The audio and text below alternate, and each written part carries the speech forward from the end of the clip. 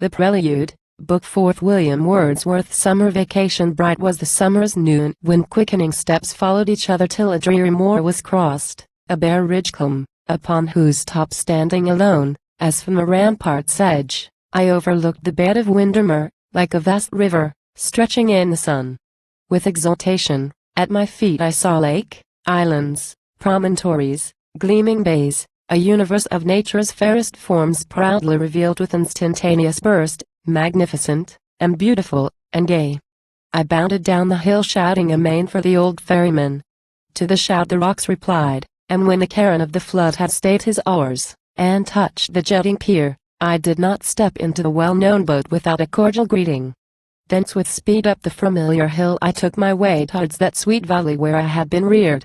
'Twas but a short hour's walk, ere veering round I saw the snow-white church upon her hill sit like a throned lady, sending out a gracious look all over her domain. Yon azure smoke betrays the lurking town. With eager footsteps I advance and reach the cottage threshold where my journey closed. Glad welcome had I, with some tears, perhaps, from my old dame, so kind and motherly, while she perused me with a parent's pride. The thoughts of gratitude shall fall like dew upon thy grave, good creature. While my heart can beat never will I forget thy name. Heaven's blessing be upon thee where thou liest after thy innocent and busy stir in narrow cares, thy little daily growth of calm enjoyments, after 80 years, and more than 80, of untroubled life. Childless, yet by the strangers to thy blood honored with little less than filial love. What joy was mine to see thee once again, thee and thy dwelling, and a crowd of things about its narrow precincts all beloved, and many of them seeming yet my own. Why should I speak of what 1,000 hearts have felt, and every man alive can guess? The rooms, the court, the garden were not left long unsaluted, nor the sunny seat round the stone table under the dark pine, friendly to studious or to festive hours. Nor that unruly child of mountain birth, the famous Brook, who, soon as he was boxed within our garden, found himself at once, as if by trick insidious and unkind, stripped of his voice and left to dimple down without an effort and without a will, a channel paved by man's officious care. I looked at him and smiled again, and in the press of 20,000 thoughts, ampersand quo. Hectares, ampersand quo. Quoth I, ampersand quo. Pretty prisoner, are you there? Ampersand quo. Well might sarcastic fancy then have whispered, ampersand quo. An emblem here behold of thy own life, in its late course of even days with all their smooth enthrallment. Ampersand quo. But the heart was full, too full for that reproach. My aged dame walked proudly at my side, she guided me. I willing, nay, wishing to be led. The face of every neighbor whom I met was like a volume to me. Some were hailed upon the road, some busy at their work, and ceremonious greetings interchanged with half the length of a long field between. Among my schoolfellows I scattered round like recognitions, but with some constraint attended, doubtless, with a little pride, but with more shame, for my habiliments, the transformation wrought by gay attire.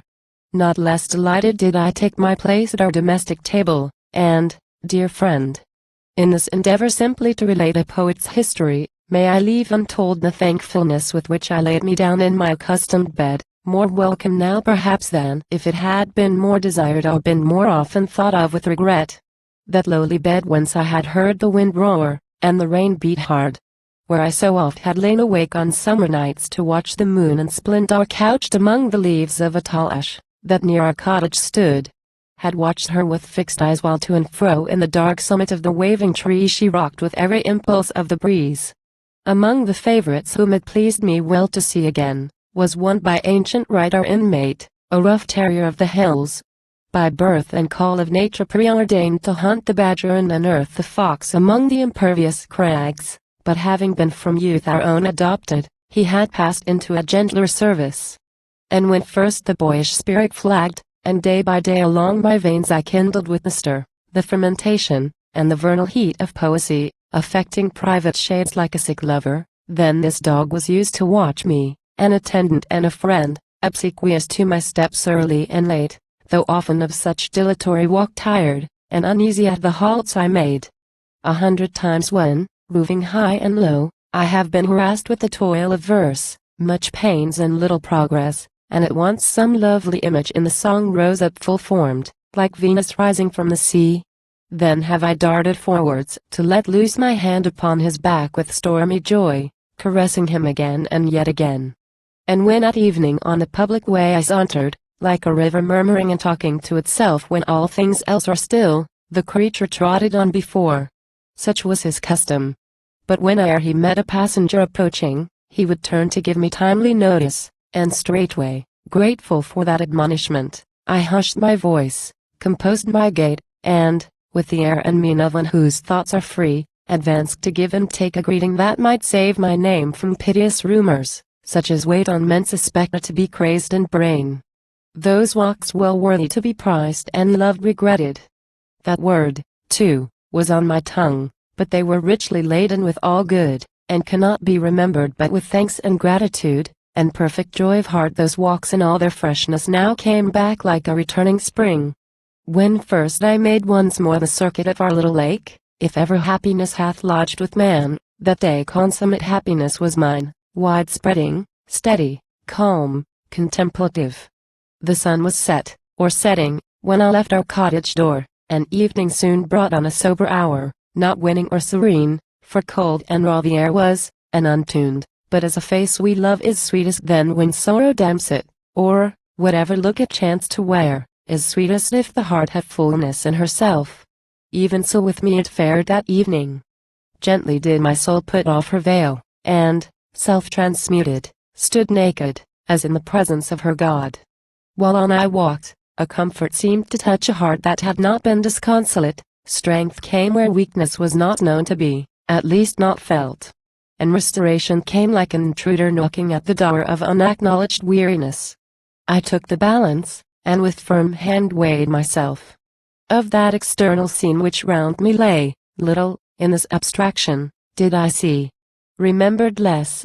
But I had inward hopes and swellings of the spirit, was rapt and soothed, conversed with promises, had glimmering views how life pervades the undecaying mind, how the immortal soul with godlike power informs, creates, and thaws the deepest sleep the time can lay upon her. How on earth, man, if he do but live within the light of high endeavors, daily spreads abroad his being armed with strength that cannot fail. Nor was there want of milder thoughts, of love, of innocence, and holiday repose, and more than pastoral quiet, mid the stir of boldest projects, and a peaceful end, at last, or glorious, by endurance won. Thus musing, in a wood I sate me down alone, continuing there to muse. The slopes and heights meanwhile were slowly overspread with darkness, and before a rippling breeze the long lake lengthened out its hoary line, and in a sheltered coppice where I sate, around me from among the hazel leaves, now here, now there, moved by the straggling wind, came ever and anon a breath-like sound, quick as the pantings of the faithful dog, the off and on companion of my walk. And such, at times, believing them to be, I turned my head to look if he were there. Then into solemn thought I passed once more. A freshness also found I at this time in human life, the daily life of those whose occupations really I loved. The peaceful scene oft filled me with surprise, changed like a garden in the heat of spring after an 8 days' absence. For, to omit the things which were the same and yet appeared far otherwise amid this rural solitude, a narrow vale where each was known to all, 'twas not indifferent to a youthful mind to mark some sheltering bower or sunny nook where an old man had used to sit alone, now vacant. Pale-faced babes whom I had left in arms, now rosy prattlers at the feet of a pleased grandame tottering up and down, and growing girls whose beauty, filched away with all its pleasant promises, was gone to deck some slighted playmate's homely cheek. Yes, I had something of a subtler sense, and often looking round was moved to smiles such as a delicate work of humor breeds. I read, without design, the opinions, thoughts, of those plain living people now observed with clearer knowledge. With another eye I saw the quiet woodman in the woods, the shepherd roam the hills. With new delight, this chiefly, did I note my grey-haired dame. Saw her go forth to church or other work of state equipped in monumental trim. Short velvet cloak, her bonnet of the like, a mantle such as Spanish cavaliers wore in old times. her smooth domestic life, affectionate without disquiet, her talk, her business, pleased me. And no less her clear though shallow stream of piety that ran on Sabbath days a fresher course. With thoughts unfailed till now I saw her read her Bible on hot Sunday afternoons, and loved the book, when she had dropped asleep and made of it a pillow for her head. Nor less do I remember to have felt, distinctly manifested at this time, a human-heartedness about my love for objects hitherto the absolute wealth of my own private being and no more, which I had loved, even as a blessed spirit or angel, if he were to dwell on earth, might love individual happiness. But now there opened on me other thoughts of change, congratulation or regret, a pensive feeling. It spread far and wide. The trees, the mountains shared it, and the brooks, the stars of heaven, now seen in their old haunts white Sirius glittering o'er the southern crags, Orion with his belt, and those fair seven, acquaintances of every little child, and Jupiter, my own beloved star. Whatever shadings of mortality, whatever imports from the world of death had come among these objects heretofore, were, in the main, of mood less tender, strong, deep, gloomy were they, and severe. The scatterings of awe or tremulous dread, that had given way in later youth to yearnings of a love enthusiastic, to delight and hope. As one who hangs down bending from the side of a slow-moving boat, upon the breast of a still water, solacing himself with such discoveries as his eye can make beneath him in the bottom of the deep, sees many beauteous sights, weeds, fishes, flowers, grots, pebbles, roots of trees, and fancies more, yet often is perplexed, and cannot part the shadow from the substance, rocks and sky, mountains and clouds, reflected in the depth of a clear flood, from things which there abide in their true dwelling. Now is crossed by gleam of his own image, by a sunbeam now, and wavering motions sent he knows not whence, impediments that make his task more sweet. Such pleasant office have we long pursued and combed o'er the surface of pastime with like success, nor often have appeared shapes fairer or less doubtfully discerned than these to which the tale, indulgent friend, would now direct thy notice. Yet in spite of pleasure won, and knowledge not withheld, there was an inner falling off. I loved deeply all that had been loved before, more deeply even than ever, but a swarm of heady schemes jostling each other, gods and feast and dance, and public revelry, and sports and games, too grateful in themselves, yet in themselves less grateful, I believe, than as they were a batch glossy and fresh of manliness and freedom, all conspired to lure my mind from firm habitual quest of feeding pleasures, to depress the zeal and damp those yearnings which had once been mine a wild, unworldly-minded youth, given up to his own eager thoughts.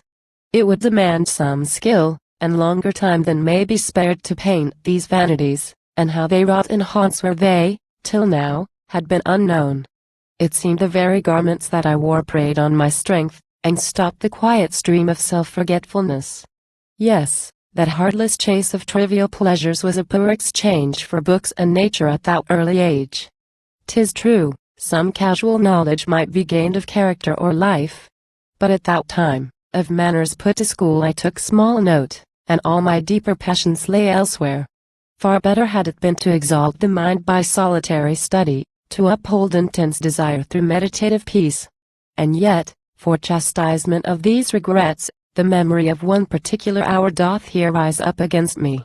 Mid a throng of maids and youths, old men, and matrons stayed, a medley of all tempers, I had passed the night in dancing, gaiety, and mirth, with din of instruments and shuffling feet, and glancing forms, and tapers glittering, and unnamed prattle flying up and down. Spirits upon the stretch, and here and there slight shocks of young love-liking interspersed, whose transient pleasure mounted to the head, and tingled through the veins. Ere we retired, the cock had crowed, and now the eastern sky was kindling, not unseen, from humble copse and open field, through which the pathway wound, and homeward led my steps. Magnificent the morning rose, in memorable pomp, glorious as e'er I had beheld in front. The sea lay laughing at a distance. Near, the solid mountains shone, bright as the clouds, grain-tinctured, drenched in empyrean light. And in the meadows and the lower grounds was all the sweetness of a common dawn, dews, vapors, and the melody of birds, and laborers going forth to till the fields. Ah! Need I say, dear friend. That to the brim my heart was full. I made no vows, but vows were then made for me. Bond unknown to me was given, that I should be, else sinning greatly, a dedicated spirit. On I walked in thankful blessedness, which yet survives. Strange rendezvous. My mind was at that time a party-colored show of grave and gay, solid and light, short-sighted and profound, of inconsiderate habits and sedate, consorting in one mansion unreproved. The worth I knew of powers that I possessed, though slighted and too oft misused. Besides, that summer, swarming as it did with thoughts transient and idle, lacked not intervals when folly from the frown of fleeting time shrunk, and the mind experienced in herself conformity as just as that of old to the end and written spirit of God's works, whether held forth in nature or in man, through pregnant vision, separate or conjoined. When from our better selves we have too long been parted by the hurrying world, and droop, sick of its business, of its pleasures tired, how gracious, how benign, is solitude! How potent a mere image of her sway! Most potent when impressed upon the mind with an appropriate human center. Hermit, deep in the bosom of the wilderness. Vitary, in vast cathedral, where no foot is treading, where no other face is seen. Kneeling at prayers. Or watchman on the top of lighthouse, beaten by Atlantic waves. Or as the soul of that great power is met sometimes embodied on a public road, when, for the night deserted, it assumes a character of quiet more profound than pathless wastes. Once, when those summer months were flown, and autumn brought its annual show of oars with oars contending, sails with sails, upon Winander's spacious breast, it chanced that after I had left a flower-decked room whose indoor pastime, lighted up, survived till a late hour, and spirits overwrought were making night-dew penance for a day spent in a round of strenuous idleness, my homeward course led up a long ascend, where the road's watery surface, to the top of that sharp rising, glittered to the moon and bore the semblance of another stream stealing with silent lapse to join the brook that murmured in the vale. All else was still. No living thing appeared in earth or air, and, save the flowing water's peaceful voice, sound there was none but, lo! An uncouth shape, shown by a sudden turning of the road, so near that, slipping back into the shade of the thick hawthorn, I could mark him well, myself unseen. He was of stature tall, a span above man's common measure, tall, stiff, lank, and upright. A more meager man was never seen before by night or day. Long were his arms, pallid his hands. His mouth looked ghastly in the moonlight. From behind, a milestone propped him. I could also ken that he was clothed in military garb, though faded, yet entire. Companionless, no dog attending, by no staff sustained, he stood, and in his very dress appeared a desolation, a simplicity, to which the trappings of a gaudy world make a strange background. From his lips, ere long, issued low muttered sounds, as if of pain or some uneasy thought. Yet still his form kept the same awful steadiness. At his feet his shadow lay, and moved not. From self-blame not wholly free, I watched him thus. At length, subduing my heart's specious cowardice, I left the shady nook where I had stood and hailed him. Slowly from his resting place he rose, and with a lean and wasted arm and measured gesture lifted to his head returned my salutation. Then resumed his station as before. And when I asked his history, the veteran, in reply, was neither slow nor eager, but, unmoved, and with a quiet uncomplaining voice, a stately air of mild indifference, he told in few plain words a soldier's tale that in the tropic islands he had served, whence he had landed scarcely 3 weeks past, that on his landing he had been dismissed, and now was traveling towards his native home. This heard, I said, in pity, Amperson quo. Come with me. Amperson quo. He stooped, and straightway from the ground took up an oaken staff by me yet unobserved, a staff which must have dropped from his slack hand and lay till now neglected in the grass. Though weak his step and cautious, he appeared to travel without pain, and I beheld, with an astonishment but ill suppressed, his ghostly figure moving at my side. Nor could I, while we journeyed thus, forbear to turn from present hardships to the past, and speak of war, battle, and pestilence, sprinkling this talk with questions, better spared, on what he might himself have seen or felt. He all the while was in demeanor calm, concise in answer. Solemn and sublime he might have seemed, but that in all he said there was a strange half-absence, as of one knowing too well the importance of his theme, but feeling it no longer. Our discourse soon ended, and together on we passed in silence through a wood gloomy and still. Upturning, then, along an open field, we reached the cottage. At the door I knocked, and earnestly to charitable care commended him as a poor friendless man, belated and by sickness overcome. Assured that now the traveler would repose in comfort, I entreated that henceforth he would not linger in the public ways, but ask for timely furtherance and help such as his state required. At this reproof, with the same ghastly mildness in his look, he said, "Ampersand quo. My trust is in the God of heaven, and in the eye of him who passes me. Ampersand quo." The cottage door was speedily unbarred, and now the soldier touched his hat once more with his lean hand, and in a faltering voice, whose tone bespake reviving interest till then unfelt, he thanked me. I returned the farewell blessing of the patient man, and so we parted. Back I cast a look, and lingered near the door a little space, then sought with quiet heart my distant home.